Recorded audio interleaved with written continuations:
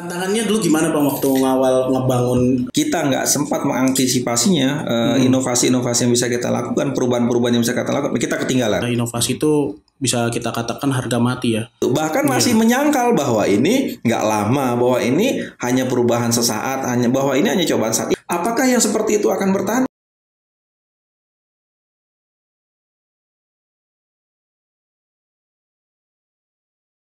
Assalamualaikum warahmatullahi wabarakatuh, sahabat ETC yang budiman. Yes, jumpa lagi kita di ETC TV. Tapi kali ini nggak sama Ustadz Arfa, kali ini sama saya Rifki Pratama, ya salah satu budak korporat yang mencoba eksis ya, mencoba masuk nih ke dunia digital untuk konten creator ini. Nah, sahabat ETC yang sekalian yang dirahmati Allah. Saat ini saya ngobrolnya nggak sendiri, tentunya ada narasumber ya, kita ngobrol-ngobrol inspiratif lah. Nah, saat ini kita sudah kedatangan salah satu narasumber kita, yaitu ada Bang Ferry Afridal Ibrahim. Yeay. Assalamualaikum warahmatullahi wabarakatuh. Waalaikumsalam. Gimana Bang Ferry, sehat? Alhamdulillah, sehat, segar, bahagia. Wih, mantap. Auranya ini menggelora gitu loh. Pesan sponsor ya. Udah awal-awal aja udah ini nih tit gitu. Gimana Bang Ferry, kesibukannya apa aja nih sekarang? Kesibukan ya? Iya, sibukan dong. Masa nggak punya kesibukan? Sebenarnya sejak 10 tahun terakhir kali ya sudah mundur dari dunia kerja ya, dari dunia profesional kerja, dan lebih fokus sebagai social entrepreneur sebenarnya lebih. Okay. Pertama mengelola satu yayasan di Jakarta Barat, Yayasan Yaulumah, dengan banyak varian agenda gitu ya. Ada rumah Quran, ada pengasuhan yatim, ada pemberdayaan umahat ibu-ibu gitu. Sampai terakhir kita sempat membangun, dan sampai sekarang alhamdulillah masih berjalan dengan baik, lembaga pengembangan sumber daya manusia gitu. Alhamdulillah itu overall sudah berjalan kurang lebih 9 tahun sampai dengan saat ini, dan lancar semuanya. Saya juga punya beberapa usaha yang saya kelola bersama kawan-kawan gitu ya, tapi lebih sebagai advisor kali ya, sebagai teman lah, untuk mendampingi teman-teman itu untuk berbisnis. Ada di bidang konsultan gitu ya, dan kontraktor, developer properti. Dan sekarang sedang mencoba nih menginjakan kaki di bisnis yang lain gitu ya. Kita coba untuk diversifikasi gitu ya. Kurang lebih begitu, Bro Rifki. Oh, jadi berarti awalnya itu dari social entrepreneur ya? Social entrepreneur. Itu awalnya gimana tuh Bang bisa pengen ngediriin komunitas social entrepreneur? Itu di daerah mana tepatnya? Di daerah Jakarta Barat, Palmerah tepatnya. Palmerah. Itu masih banyak kawasan-kawasan yang masih gelap-gelap gimana ya gitu. Apa tuh gelap tuh? Seperti apa tuh? Ya mungkin ya banyak dunia-dunia yang suka di film-film gitu dah. Apa tuh? Bisa diperjelas nggak itu? Ya mungkin ya gini deh. Tantangannya dulu gimana Bang waktu ngawal ngebangun sosial entrepreneur? Emang asli situ atau pendatang? Oke. Sebenarnya begini, saya dulu tuh ini bekerja ya, profesional di bidang pasar modal. Banyak kawan-kawan saya itu yang memiliki mungkin setelah bergaul, berinteraksi, kemudian memiliki semangat untuk menebar kebaikan itu luar biasa gitu ke masyarakat. Kemudian saya bantu gitu. Dari tahun ke tahun yang minta dibantu tuh makin banyak, semakin banyak, dan akhirnya saya coba dan sudah melahirkan gitu ya beberapa lembaga untuk mereka gitu ya. Ada satu yayasan yang saya dirikan untuk seseorang yang memang fokus dan sangat intens untuk memberikan bantuan kepada masyarakat banyak gitu. Di tahun berikutnya ada lagi, di tahun berikutnya ada lagi, dan kemudian akhirnya di 2009 itu saya terpikir kalau gitu saya develop aja dah lembaga yang memang bisa saya monitor gitu ya secara penuh dari A sampai Z-nya gitu ini, dan kemudian berdirilah di Palmerah itu Yayasan Ihyaul Ummah itu. Awalnya kita bergerak di ini. Dari penelusuran teman-teman di sekitar sana, itu ternyata banyak orang yang buta aksara Al-Qur'an itu justru di usia yang sudah lewat masa belajarnya gitu. Rata-rata di usia 30-40 tahun ke atas, dan itu mayoritas kaum ibu gitu ininya. Jadi inilah yang menjadi target pertama dari kita. Kemudian kita mendirikan Rumah Quran Ihyaul Ummah itu. Jadi Rumah Quran Ihyaul Ummah itu didirikan bukan untuk segmen anak-anak, bukan untuk segmen remaja, lebih khususnya lagi justru kepada orang-orang tua yang telat belajar agama itu, yang telat belajar Quran, seperti yang tadi Bro Rifki bilang ya, di sana daerah yang daerah yang hitam-hitam gitu. Oh, gitu. Persis tepat berdiri di tempat itulah kita mendirikan yayasan itu. 2 tahun kita bergerak, kita berjalan, alhamdulillah animonya itu awal kali kita berdiri itu ada 250 orang santri yang mendaftar, dan dari berapa pengajar tuh, Bang? Kurang lebih waktu itu sekitar 4 sampai dengan 8 orang ya, pengajar, 4 orang pengajar tetap dan sisanya itu infal ya. Nah, tapi pada tahun 2014, 2015 itu jumlah santri kita udah sampai 1.000 orang lebih gitu. Masya Allah. Jadi di situ kita lihat animo masyarakat di sana, walaupun tadi daerahnya hitam, daerah gelap, ternyata semangat belajarnya itu tinggi gitu ininya. Di situ saya kemudian mulai melakukan zoom in, zoom out terhadap kondisi masyarakat yang ada. Ketemulah problem-problem sosial yang ada di sana gitu. Salah satunya problem tentang yatim, problem tentang permasalahan di ibu-ibu gitu dan seterusnya. Disitulah kemudian kita mengembangkan ininya, kita nggak bisa hanya ngajar ngaji aja nih. Kita juga harus membantu dia mengurai masalah dia satu persatu. Berdirilah unit kita waktu itu tentang pengasuhan dan pemberdayaan yatim. Begitu seterusnya. Oh, berarti expand gitu ya. Jadi pelan-pelan ya. Dapat 250 santri akhirnya jadi 1.000. Terus ternyata banyak problem-problem yang lain nih. Betul. Yang menggelitik juga gitu. Tapi kalau nggak salah daerah Palmerah itu bukannya masih banyak ulama-ulama juga ya? Betul banyak. Bahkan Petamburan kan juga masih dekat tuh. Berarti ada Habib. Betul.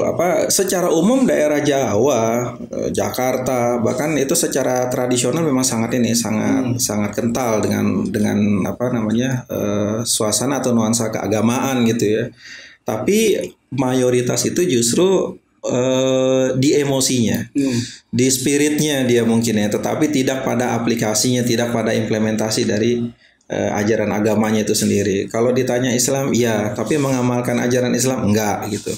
Ketika di Islam itu dicolek-colek, dia tersinggung dia ini. Tapi ketika diminta untuk mengamalkan lebih lanjut, mengamalkan lebih dalam ajaran Islam, ntar dulu gitu ini. Potretnya kurang lebih seperti itu. Nah, di tempat kita berdiri itu nggak jauh dari Tanah Abang. Yeah. Dari Tanah Abang. Di sana ada lokalisasi ya yang cukup terkenal gitu ya. Dan ketika lokalisasi itu dibongkar, dikenal dengan nama Bongkaran itu ya. Itu wilayah tempat kita itulah yang jadi ininya, yang jadi tempat. Kayaknya Bang Rifki hafal nih gang di sana gitu. Kalau sarang tikus nyebar kemana-mana kan, seperti dalam lemari. Salah satunya adalah di tempat kita berdiri itu, dan alhamdulillah seiring berjalannya waktu kita mampu memberikan warna gitu ya, memberikan cahaya kepada warga sekitar, dan saat ini satu persatu itu sudah bisa terperbaikilah kondisi masyarakat, terurai problem-problemnya gitu pelan-pelan. Nah, dari permasalahan yang tadi tuh udah kompleks banget ya Bang Ferry ya. Nah, itu gimana ya sekarang kalau kita melihat kondisi di pandemi COVID-19 ini ya? ya dimana semua ini terdampak gitu. Kayak contoh saya ini kan takmir masjid di kantor gitu. Biasa ngundang kajian ustadz-ustadz, terus bikin program-program sama ustadz-ustadz yang lain gitu.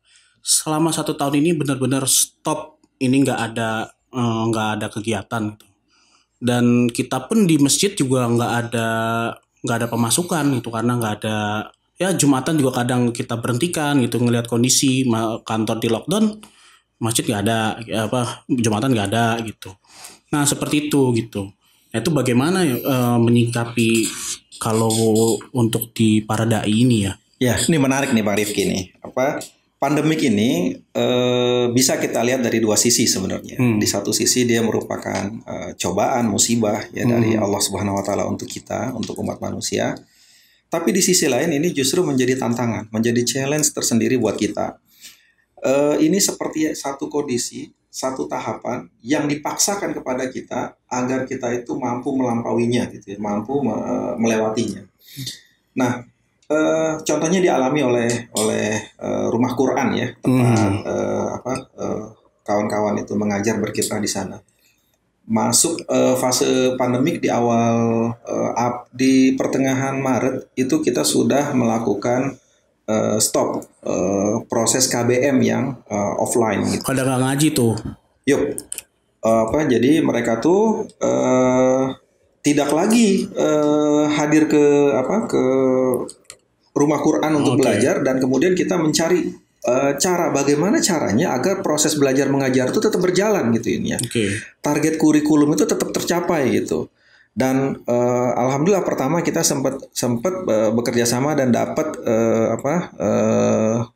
partner ya dengan yang menawarkan platform yaitu Pijar Madrasah ya waktu itu, dan alhamdulillah sempat 2 bulan atau 3 bulan kita menjalankan platform itu, dan ini cukup memberikan gambaran kepada kita sebenarnya bahwa ternyata memang dalam tantangan kita ke depan bagi kaum muslimin ini dalam proses belajar mengajar, termasuk dalam belajar Quran sendiri pun itu harus menyiapkan diri, harus mampu dan menyiapkan diri untuk bisa bertransformasi gitu ya, dari konsep belajar mengajar yang bertatap muka kepada konsep belajar mengajar yang online gitu, via digital gitu ya.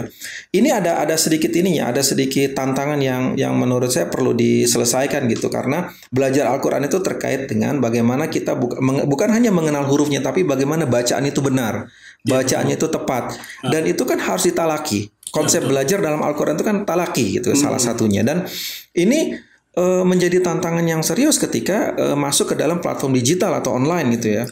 Nah, akhirnya alhamdulillah kita dari tantangan yang ada kemarin itu kita mencoba untuk menyusun ulang kurikulum yang kita buat, dan sejak bulan April sampai dengan bulan Juli kemarin kita itu full online semuanya, dan kita monitor tuh. Nah, akhirnya justru tantangan-tantangan yang terjadi di tengah-tengah kita itu adalah bukan pada persoalan platformnya semata gitu. Justru persoalannya ada pada santri kita, ada pada persoalan ekonomi dan persoalan sosial masyarakat yang lainnya. Contohnya begini.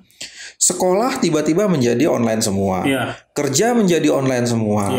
Jadi orang tua, anak itu saling berebut kuota, saling berebut menggunakan handphone, dan akhirnya yang dikalahkan itu adalah ngajinya gitu. Ngajinya, dan akhirnya secara mundur teratur lah itu anak-anak, ibu-ibu, remaja-remaja yang tadinya punya jadwal belajar online bersama Rumah Quran itu harus mengalah karena keterbatasan kuotanya, keterbatasan gadget yang mereka gunakan. Dan ini tantangan kita sekarang ada di sininya. Tantangan kita ada di titik ini.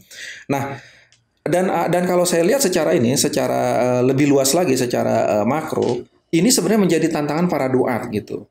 Kalau seandainya dai nggak cepat dia memberikan respon, waktu itu pandemik terjadi di bulan Maret gitu. Sementara Ramadan itu ada di bulan Mei waktu itu. Saat ada waktu 1 bulan sebenarnya bagi para dai, bagi para asatidz itu untuk memahami realitas dan kemudian menyesuaikan diri gitu ya. Tiba-tiba ramai orang itu beralih kepada platform digital. Salah satu yang sedang booming itu adalah Zoom gitu ya. Ramai orang membuka kajian-kajian online, ramai orang membuka itu kelas-kelas online dan seterusnya. Nah, para asatidz, para ustadz para dai yang tidak bersegera merespon ini, maka dia akan ketinggalan seperti yang tadi Bang Rifki bilang tuh. Iya betul, kasihan juga sih. Iya, kantor tempat Bang Rifki aja sekarang sudah tidak lagi mengadakan kajian online, kajian dan harus dirubah kepada online, dan itu pun kayaknya bahkan online juga nggak jalan, Ustaz. Nggak jalan ya? Karena ini tadinya awal-awal kita sudah menjalankan Ramadan, kita menjalankan, terus kemudian kok peminatnya juga makin sedikit gitu, karena melihat ternyata faktornya itu lebih ke orang ini udah jenuh juga ternyata belajar di online gitu. Artinya impact-nya ini nggak cuma untuk menyarikan platform tadi, benar kata Bang Ferry tadi, tapi juga ke SDM-nya juga harus penyesuaian, dan ini terus akhirnya harus kita mencari apa lagi nih di sini. Nah, ini juga menjadi tantangan baru sih gitu. Jadi kalau kita lihat dalam 10 tahun terakhir ini memang dunia bisnis juga dihebohkan dengan munculnya platform-platform baru dalam bisnis gitu ya. Munculnya Gojek, munculnya platform-platform marketplace dan lain-lainnya. Itu benar-benar sudah merubah perilaku orang dalam belanja, perilaku orang dalam berkendara, perilaku orang dalam berkonsumsi dan lain-lain gitu. Jadi sebenarnya hanya tinggal menunggu waktu saja gitu ya. Keseluruhan hidup kita itu akan terubah gitu dengan hal ini, dan momen pandemik ini menjadi kayak kalau dalam bahasa sebagai nuqtatul intilak gitu ya, sebagai titik balik segitu, bahwa kita memang harus mau nggak mau menyiapkan itu, termasuk diantaranya di sini adalah para dai dan para ustadz gitu.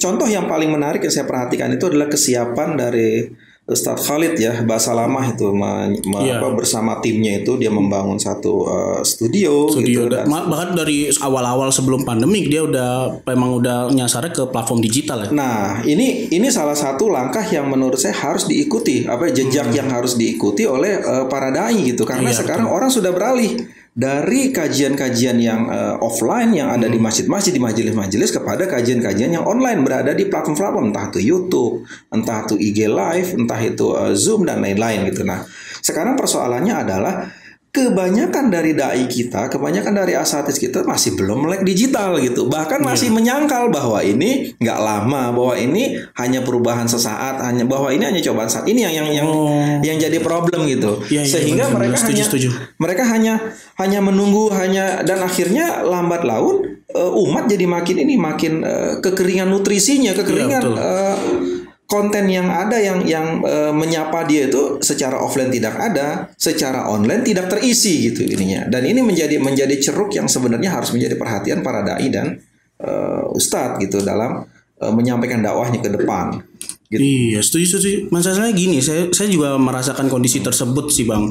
Karena selama nggak pernah ada kajian ini dan lain-lain, ujung-ujung akhirnya saya pribadi pun menikmatin konten-konten di YouTube yang tadinya mungkin sering dengar kajian gitu, akhirnya ya apa aja dihajar konten gitu. Jadi wah bener sih, kerasa juga nutrisi iman ini berkurang. Tapi setuju tadi bahwasanya mungkin banyak yang menyangkal wah ini hanya sesaat dan lain-lain, padahal bisa jadi seperti fenomena Zoom aja kan yang tadinya hektik banget tuh, benar-benar booming. Ternyata ketika setelah Ramadan ini udah nggak relevan lagi dipakai gitu. Artinya kan perubahannya ini sangat cepat sekali. Boleh jadi nanti pandemi selesai pun juga apakah kajian di masjid masih relevan atau tidak juga bisa jadi. Ini juga tantangan baru juga buat kita semua gitu. Betul. Perubahan dan inovasi itu menjadi mazhab baru sebenarnya. Jadi kuncinya ini. Jadi kunci. Kalau seandainya kita nggak memperhatikan apa yang terjadi di masyarakat, apa yang terjadi dalam perkembangan zaman ini, kita nggak sempat mengantisipasinya, inovasi-inovasi yang bisa kita lakukan, perubahan-perubahan yang bisa kita lakukan, kita ketinggalan. Dan ketika kita ketinggalan, untuk menyusul baliknya itu menjadi PR yang sangat berat bagi para dai, bagi para asatidz. Contohnya misalkan sekarang mungkin banyak dulu ustadz-ustadz di beberapa tahun yang lalu namanya sudah begitu dilambungkan gitu di media dan seterusnya gitu. Ketika masa pandemik ini dia sudah jarang lagi ditampilkan oleh masyarakat secara offline di mana-mana gitu. Sehingga sedangkan dia sendiri belum menyiapkan platform untuk ininya. online-nya, entah dia di YouTube channelnya kah atau di podcastnya kah dan lain-lain. Itu akhirnya masyarakat di tengah arus informasi yang begitu banyak kayak gini, keberadaan dia, daya dikenalnya dia itu jadi terlupakan oleh masyarakat, dan ini menjadi sangat disayangkan. Padahal dia sudah cukup memberikan pengaruh ya, sudah cukup memberikan perbaikan pengajaran ke masyarakat. Hanya karena terlambat dalam mengantisipasi, telat dalam melakukan inovasi dalam perjalanan dakwahnya, pengajarannya, akhirnya dia tertinggal dan ditinggal gitu. Iya. Nah, jadi bagaimanapun akhirnya setiap dai itu harus masuk ke ranah sana, harus antisipatif, harus mampu membaca gerak zaman itu seperti apa, ke arah mana gitu. Dan perubahan sekarang bukannya dari tahun ke tahun, perubahan bahkan dari jam ke jam gitu, dari menit ke menit gitu. Yang kemarin menjadi sesuatu yang sangat seperti tadi Bang Rifki bilang, Zoom sekarang sudah jenuh gitu. Sudah jenuh, capek juga. Ada alternatif yang lain gitu yang menjadi pilihan bagi orang. Dan semakin ke sini orang jadi semakin bebas dalam memilih gitu. Dan betul. Yang jadi tugas kita adalah menyediakan pilihan-pilihan yang banyak yang sesuai dengan yang dibutuhkan oleh masyarakat itu, yang dibutuhkan oleh umat gitu ininya. Itu tantangan dakwah kita ke depan gitu. Oh, jadi mungkin kalau kita boleh track lagi ya. Kalau dari sekarang mungkin harus dipersiapkannya kan dari sejak dini mungkin. Atau mungkin ini juga bisa menjadi titik balik bahwa pesantren-pesantren atau lembaga-lembaga tahfiz ini juga harus mempersiapkan persiapan perubahan seperti ini. Ya minimal melek media lah. Mungkin seperti itu kali ya. Betul. Bukan hanya melek media, bahkan melek keseluruhan dari dunia digital ini gitu ya. Bahkan gini, yang menarik misalkan di dunia fundraising saja, di dunia penghimpunan saja, itu keberadaan kitabisa.com kira-kira sekitar 3-4 tahun yang lalu pertama kali. Itu sebenarnya cukup mengejutkan bagi kita bahwa platform untuk penghimpunan, untuk fundraising secara konvensional yang dilakukan oleh banyak lembaga itu sudah usang gitu. Iya, betul. Kita mengenal mungkin penghimpunan 1.0 gitu yang ke rumah-rumah yang di pinggir-pinggir jalan, ini dasarnya 2.0 mungkin yang dengan ini poster dengan proposal dan lain-lain itu. Ini sekarang kita bisa itu. Salah satu contoh yang menarik adalah ketika ada salah satu warteg ya di daerah Serang itu dihajar oleh Satpol PP yang mungkin kebutuhan secara rupiahnya itu hanya mungkin di bawah 5 juta, itu ketika dinaikkan dalam platform kita bisa itu terkumpul sampai 500 miliar lebih penghimpunan. Dan itu menjadi ini baru ke kita. Ada dunia baru di sana yang ternyata lebih dahsyat gitu, lebih wah gitu ininya. Sehingga ini sebenarnya memberikan efek teguran gitu kepada semua orang yang bergerak dalam dakwah, dalam penghimpunan dana untuk sosial, untuk dakwah, harus merubah mindsetnya, merubah cara berpikirnya. Penghimpunan nggak boleh lagi dengan cara-cara kayak begitu gitu. Penghimpunan bisa dilakukan dengan cara membuat platform seperti kita bisa itu ya, misalkan salah satunya. Dan saya perhatikan 1-2 tahun terakhir ini udah mulai banyak tuh yang membuat seperti itu. Tapi ini satu contoh aja. Apakah yang seperti itu akan bertahan? Belum tentu juga. Karena, pasti perubahan zaman. Karena perilaku masyarakat berubah terus, dan kita sebagai dai, sebagai orang yang menjadi wasilah gitu ya, yang di tengah-tengah umat, di tengah-tengah masyarakat, harus peka terhadap itu dan harus mampu melahirkan solusi-solusi yang inovatif gitu, solusi-solusi yang kreatif di tengah ini tantangan yang ada tadi gitu. Setuju banget. Itu baru di sisi fundraising, baru di sisi kajian. Padahal sekarang aja kayak contoh uang digital. Bahkan yang masih fenomenal itu adalah fenomena Bitcoin. Nah, mungkin itu banyak juga lah dai yang belum aware tentang hal tersebut. Nah, hukumnya bagaimana, misalnya halal atau haramnya bertransaksi dengan itu.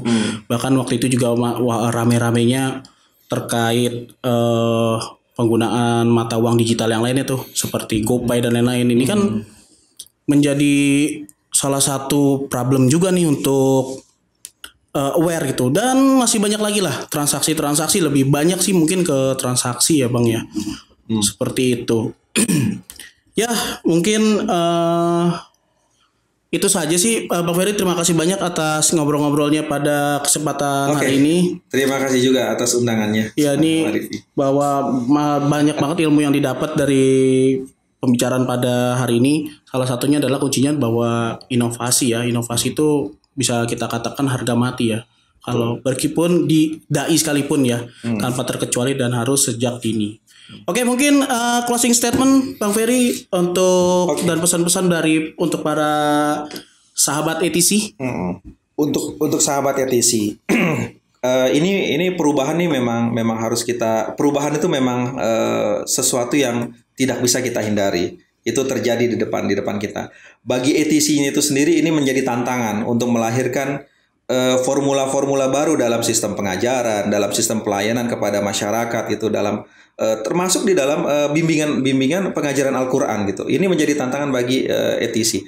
Dan bagi masyarakat sendiri itu juga memiliki tantangan bagaimana dia bisa mengikuti, menyesuaikan diri gitu di tengah tantangan yang ada itu agar dia tidak tertinggal gitu. Jangan sampai karena terjadinya perubahan yang ada ini dia malah meninggalkan sesuatu yang seharusnya wajib dan dia jalanin gitu. Karena perubahan itu mesti, maka inovasi itu juga harus. Gitu, selamat berjuang, selamat berdakwah untuk ETC. Assalamualaikum warahmatullahi wabarakatuh.